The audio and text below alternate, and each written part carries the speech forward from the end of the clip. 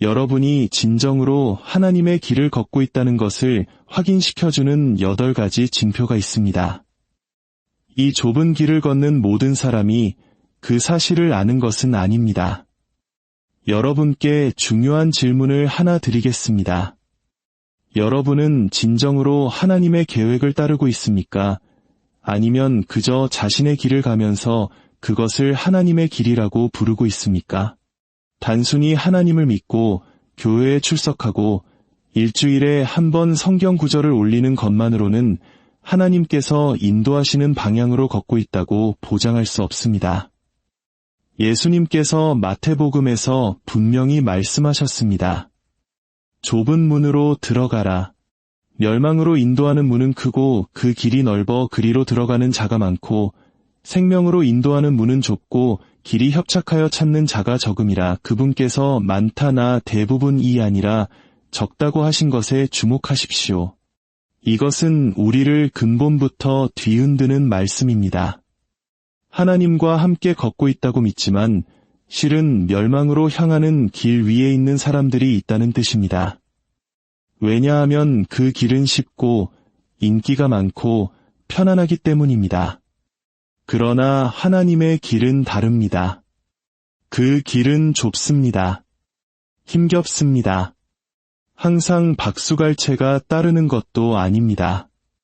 하지만 참된 생명으로 인도하는 유일한 길입니다. 그렇다면 여러분이 진정으로 그 길 위에 있는지 어떻게 알 수 있을까요?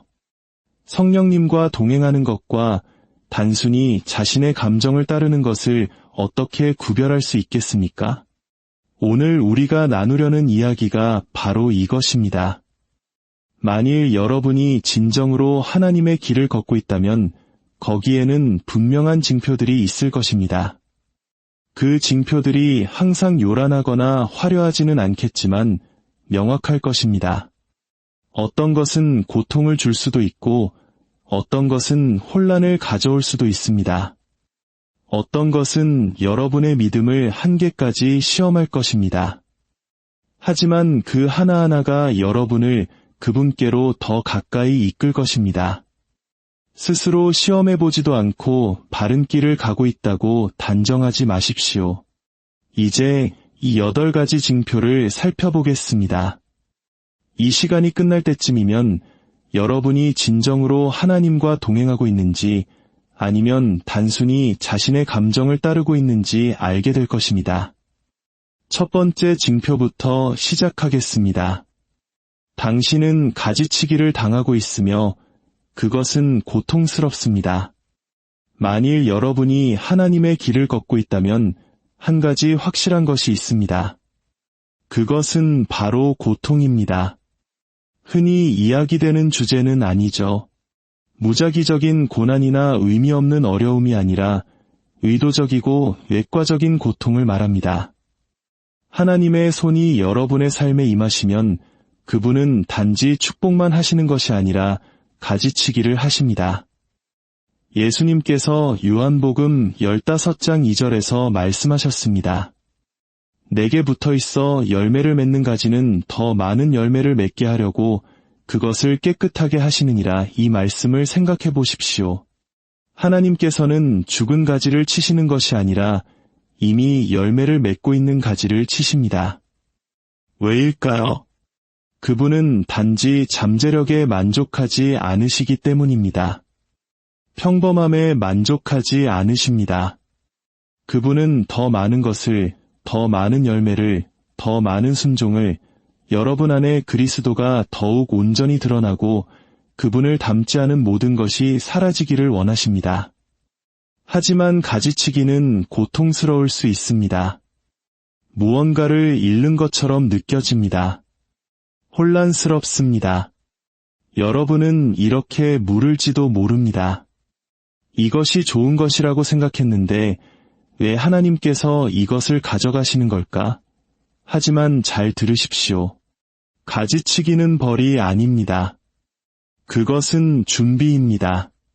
끝나버린 그 관계, 잘 풀리지 않았던 그 직장, 기도했음에도 실패했던 그 계획, 그것은 어쩌면 여러분도 모르는 사이에 성장을 가로막고 있던 것을 하나님께서 제거하시는 방법일 수 있습니다.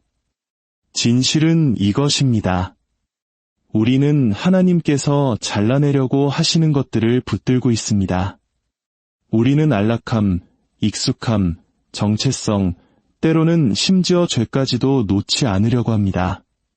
그래서 그분께서 가지치기를 하러 오실 때 우리는 공격받고 있다고 생각할 수 있습니다. 하지만 여러분은 공격받고 있는 것이 아닙니다. 여러분은 지어져 가고 있는 것입니다. 하나님의 길은 언제나 축복 이전에 칼날로 시작됩니다. 성장하기를 원한다면, 여러분의 소명을 따라 걷기를 원한다면 가지치기에 저항하지 마십시오. 그것을 받아들이십시오. 여러분이 이미 지나온 것들을 하나님께서 제거하시도록 허락하십시오. 여러분의 힘을 고갈시키는 것들을 그분께서 가져가시도록 하십시오. 그저 생존하는 사람이 아니라 영원한 열매를 맺는 사람으로 그분께서 여러분을 빚으시도록 맡기십시오. 지금 당장은 아무리 아플지라도 하나님께서 제거하시는 그 어떤 것도 그분께서 주시기 위해 준비하고 계신 것보다 더 귀할 수는 없기 때문입니다. 만일 여러분이 가지치기의 고통을 겪고 있다면 그것은 어쩌면 여러분이 하나님께서 원하시는 바로 그 자리에 있다는 첫 번째 징표일지도 모릅니다. 이제 두 번째 징표입니다. 친구들을 잃고 분별력을 얻게 됩니다. 솔직해집시다. 여러분이 진정으로 하나님과 동행하기 시작하면 여러분의 인간관계는 예전과 같지 않을 것입니다. 사람들이 떠나갈 것입니다. 사람들이 불편해할 것입니다. 한때 가장 가까웠던 동료들이 점차 멀어질 것입니다. 그것이 항상 그들이 여러분을 싫어하기 때문은 아닙니다. 여러분 안에 있는 빛이 그들 안의 어둠을 드러내기 때문입니다. 예수님께서는 누가복음에서 이에 대해 경고하셨습니다. 내가 세상에 화평을 주려고 온 줄로 아느냐? 내가 너희에게 이르노니 아니라 도리어 분쟁하게 하려 함이로라. 이것은 사람들이 설교에서 듣기 좋아하는 예수님의 모습은 아니지만 진리입니다. 여러분이 하나님의 길에 들어서는 순간 여러분의 삶에는 거룩한 흔들림이 시작됩니다. 험담으로 세워진 우정은 무너집니다. 죄에 기반한 관계는 끊어집니다. 여러분이 미지근했을 때는 괜찮아 했던 사람들이 이제 여러분의 뜨거움 앞에서 죄책감을 느낍니다. 저를 믿으십시오. 처음에는 고통스러울 겁니다. 오해받는다고 느낄 것이고 외롭다고 느낄 것입니다. 심지어 내가 뭘 잘못했나 하고 의아해할 수도 있습니다. 하지만 아닙니다. 여러분은 옳은 일을 한 것입니다. 여러분은 진리 안에서 걷기를 선택했습니다. 그리고 진리는 여러분을 자유롭게 할 뿐만 아니라 다른 사람들의 마음을 불편하게 합니다. 어떤 사람들은 여러분이 타협할 때만 곁에 머물 수 있습니다. 하지만 여러분이 순종을 선택하는 순간 그들은 흩어질 것입니다. 그들을 쫓아가지 마십시오. 사람들을 붙잡기 위해 여러분의 소명을 축소하지 마십시오. 하나님께서 지금 하고 계신 일은 이것입니다. 그분은 그 방을 비우셔서 올바른 사람들로 채우려 하십니다. 여러분의 육신을 만족시키는 사람이 아니라 영혼을 날카롭게 할 사람들, 여러분을 이집트로 다시 끌어내리는 사람이 아니라 예수님께 더 가까이 이끄는 사람들, 여러분의 분위기만이 아니라 여러분의 비전을 사랑하는 사람들 말입니다. 하나님의 길을 걸을 때 일어나는 일이 바로 이것입니다.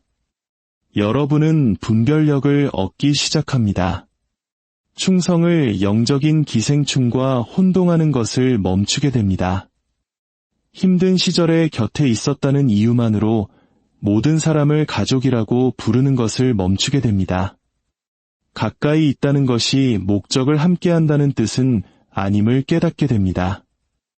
어떤 사람들은 하나님께서 여러분 안에 무언가를 세우시는 동안 잠시 필요했던 비계와 같았을 뿐입니다. 그들을 떠나보내고 여러분의 삶에 보내주신 이들뿐만 아니라 제거해주신 이들에 대해서도 하나님께 감사하십시오. 친구를 잃는 것이 항상 후퇴는 아닙니다. 때로는 그것이 여러분이 앞으로 나아가고 있다는 징표입니다. 세 번째 징표입니다. 여러분의 갈망이 변하기 시작합니다. 여러분이 아직 깨닫지 못했을 수도 있는 강력한 사실이 있습니다. 여러분은 더 이상 예전에 원했던 것들을 원하지 않습니다. 아닙니다. 이것은 단순히 여러분이 성숙해지거나 관심사가 바뀌었기 때문이 아닙니다. 그것보다 훨씬 더 깊은 것입니다. 성령께서 여러분의 갈망을 재구성하고 계시기 때문입니다. 시편 37편 4절은 말합니다. 또 여호와를 기뻐하라. 그가 내 마음의 소원을 내게 이루어 주시리로다. 이 구절은 오랫동안 오해받아 왔습니다. 사람들은 종종 교회에 가고 거룩하게 행동하면 하나님께서 자신들이 원하는 차나 직장 혹은 관계를 주실 것이라고 생각합니다. 하지만 그런 뜻이 아닙니다. 이것은 여러분이 진정으로 하나님을 기뻐할 때 그분께서 단지 여러분이 원하는 것을 주시는 것이 아니라 여러분의 갈망 자체를 변화시키신다는 의미입니다. 그분께서 당신의 마음에 그분의 소원을 심어주시는 것입니다. 갑자기 여러분은 더 이상 인기를 쫓지 않습니다. 순결을 갈망하게 됩니다. 더 이상 성공에 집착하지 않습니다. 순종에 목마르게 됩니다. 더 이상 인정을 구하지 않습니다. 그분의 임재에 굶주리게 됩니다. 이것은 자연스러운 것이 아닙니다. 초자연적인 것입니다. 왜냐하면 여러분이 하나님의 길 위에 있을 때 여러분의 갈망은 변하기 때문입니다. 죄에 대한 입맛을 잃게 됩니다. 한때는 번성했던 장소에서 불편함을 느낍니다. 더 이상 같은 종류의 쇼나 음악, 파티를 즐길 수 없게 됩니다. 거룩한 불편함을 경험하게 되는 것입니다. 그것은 율법주의가 아닙니다. 성령께서 여러분의 영혼을 정화하고 계시는 것입니다. 그리고 그것은 더욱 깊어집니다. 여러분의 야망이 바뀝니다. 여러분의 기도가 변화됩니다. 축복에 대한 여러분의 관점 전체가 달라집니다. 여러분은 쉬운 계절을 구하는 것을 멈춥니다. 영원한 열매를 구하기 시작합니다. 여러분의 육신이 갈망하는 것을 달라고 하나님께 간청하는 것을 멈춥니다. 여러분의 영혼이 갈망하는 것을 구하기 시작합니다. 이것이 바로 여러분이 더 이상 종교놀이를 하고 있는 것이 아니라 하나님과 동행하고 있다는 것을 아는 방법입니다.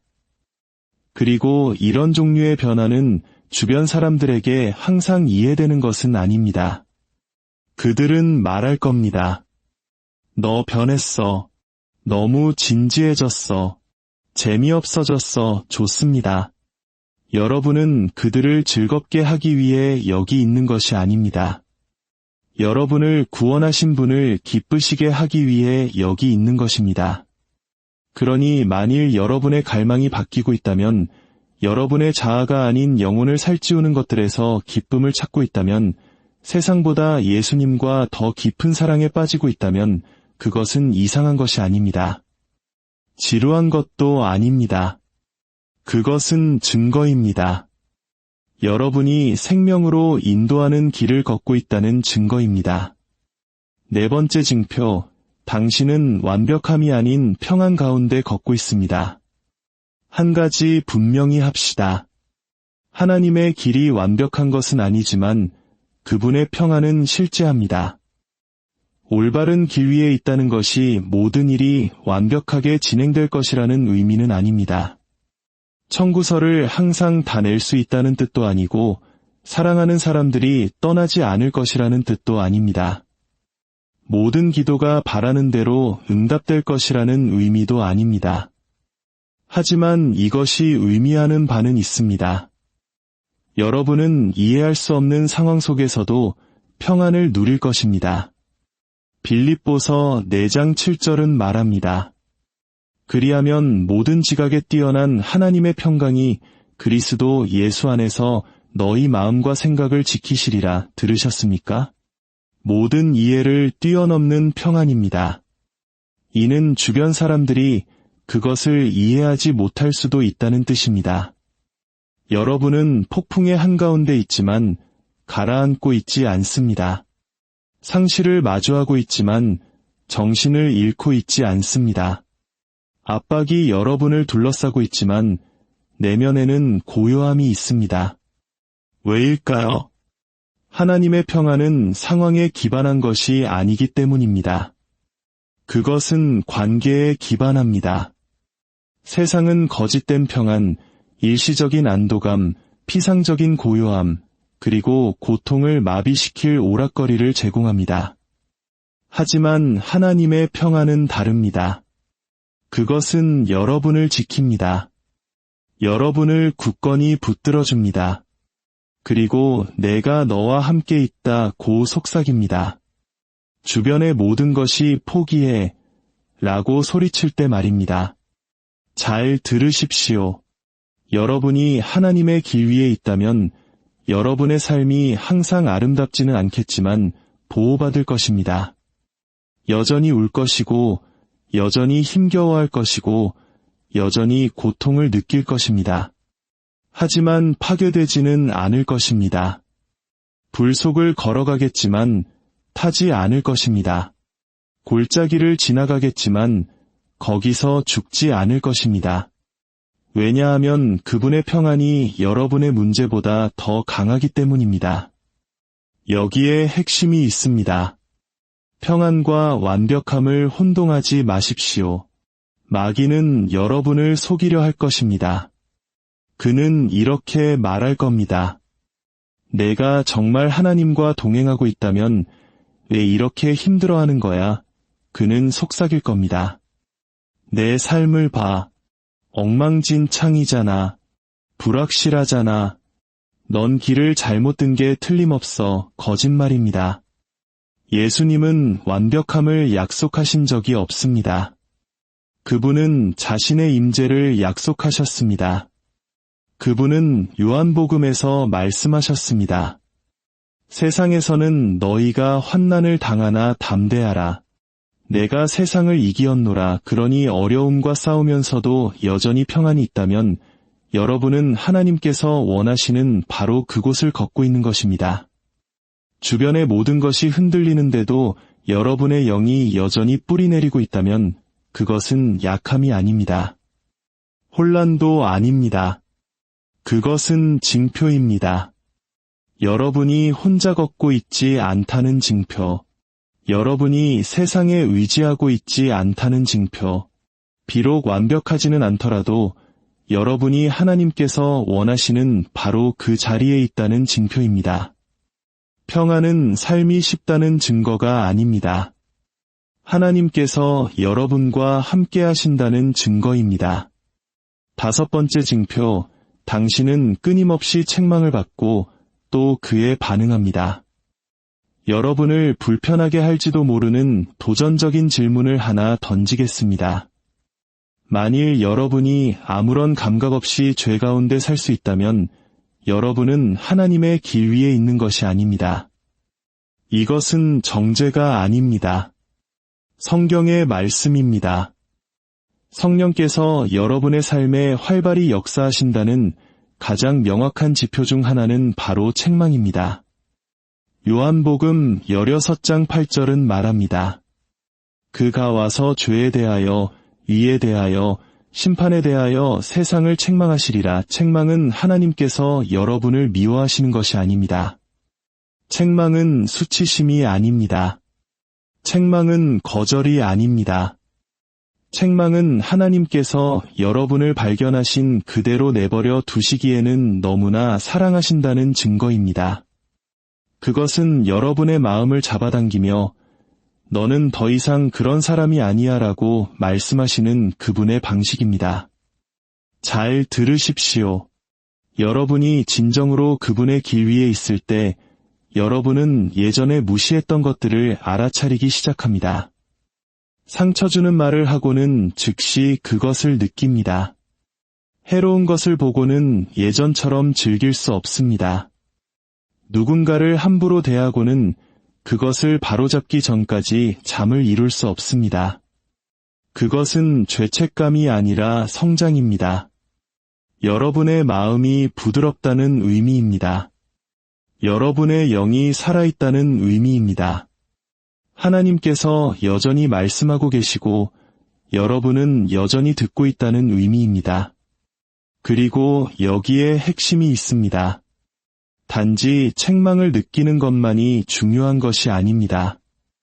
여러분이 어떻게 반응하느냐가 중요합니다.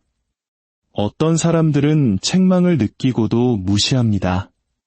다른 사람들은 책망을 느끼고 회개합니다. 회개는 아차 하고 마는 것이 아닙니다. 이제 끝입니다. 라고 선언하는 것입니다. 단순한 후회가 아니라 방향을 바로잡는 것입니다. 그것이 바로 하나님과 동행하는 사람의 표식입니다.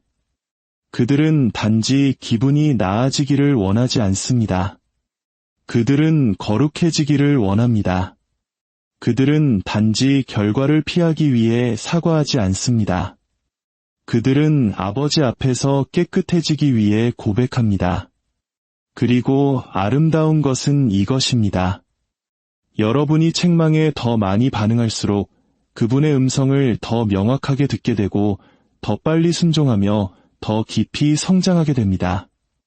하지만 책망을 더 많이 무시할수록 그 소리는 점점 더 조용해지고 마침내 어느 날 여러분은 어둠 속을 걸으면서도 그것이 빛이라고 생각하게 될 것입니다.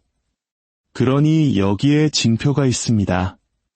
만일 하나님께서 여전히 여러분을 책망하실 수 있다면, 여러분이 죄를 지을 때 여전히 마음이 아프다면, 하나님, 이것을 받아주세요. 대신 하나님, 저를 변화시켜주세요. 라고 여전히 부르짖는다면 기뻐하십시오.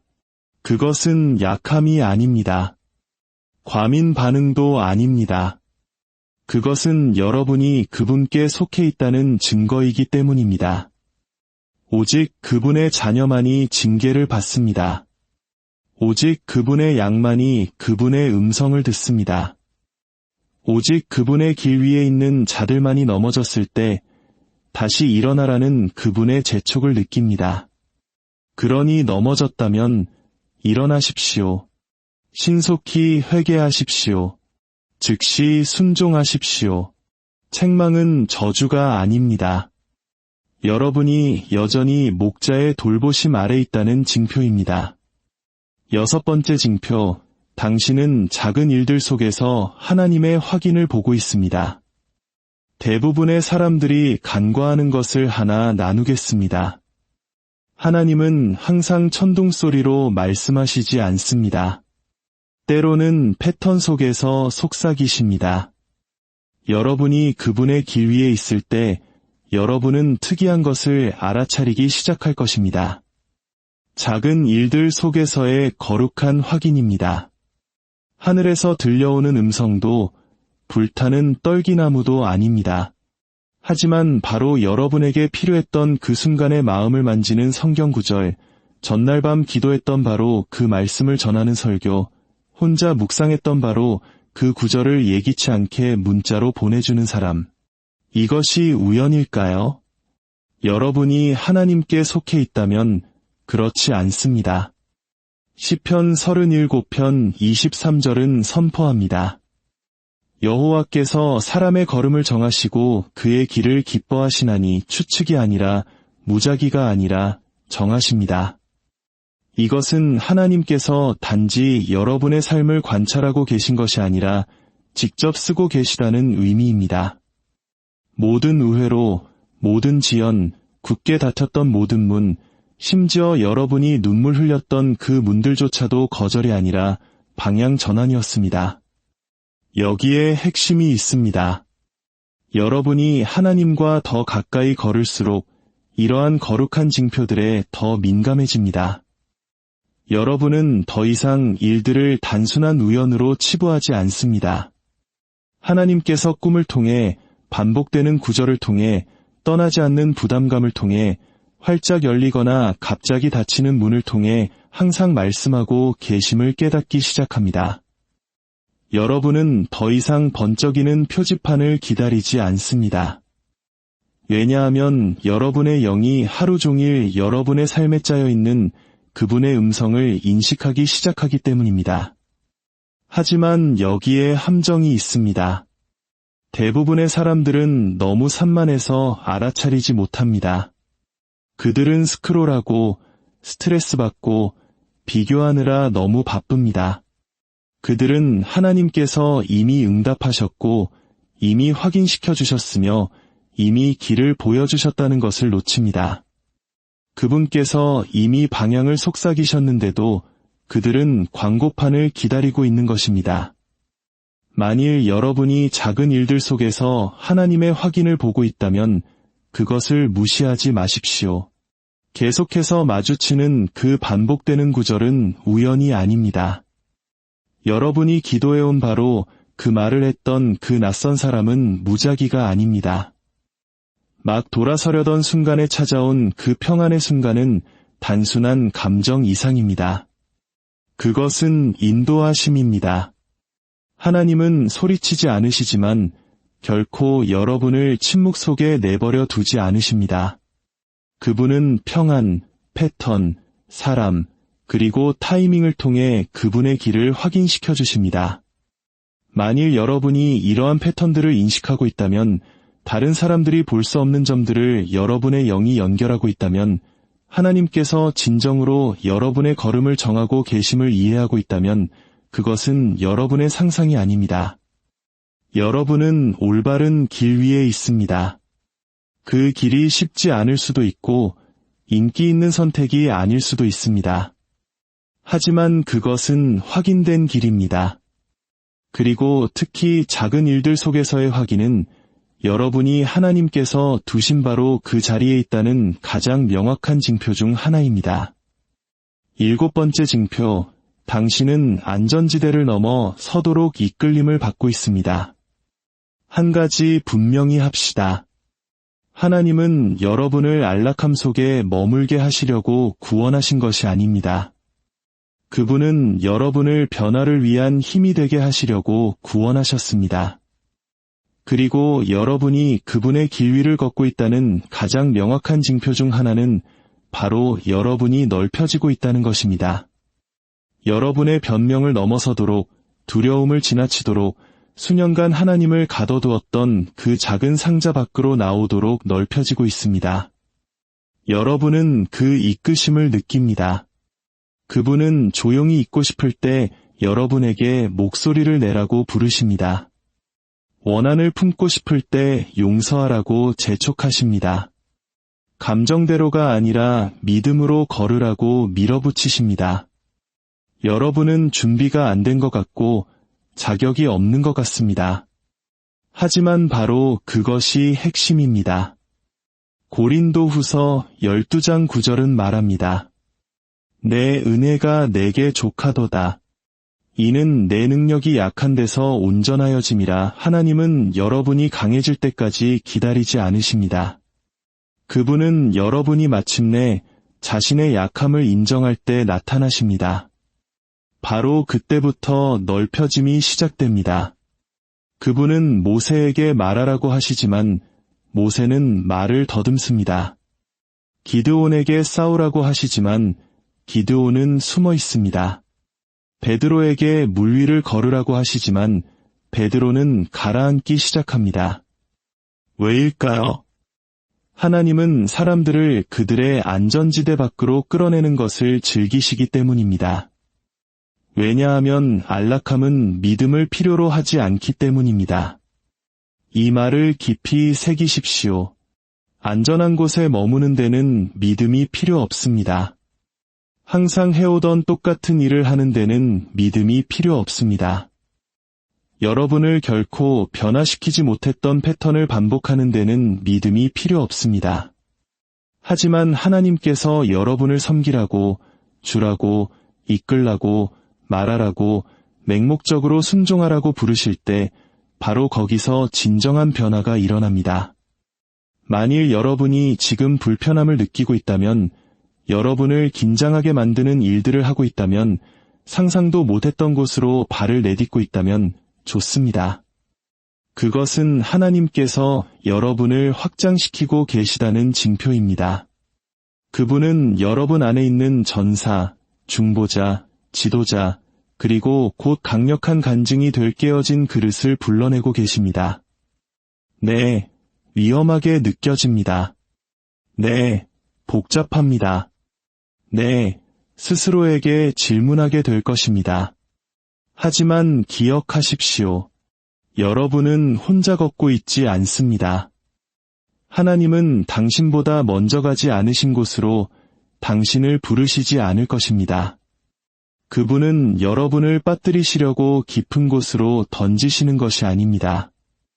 그분께 시선을 고정한 채 물 위를 걷는 법을 가르치고 계시는 것입니다. 그러니 그 넓혀짐에서 도망치지 마십시오. 환영하십시오. 여러분이 넓혀질 때 여러분은 빚어지고 있는 것입니다. 불편할 때 여러분은 성장하고 있는 것입니다. 그리고 하나님 없이는 할 수 없다고 아는 일을 하도록 부르심을 받을 때 그것은 경고가 아닙니다. 그것은 확인입니다.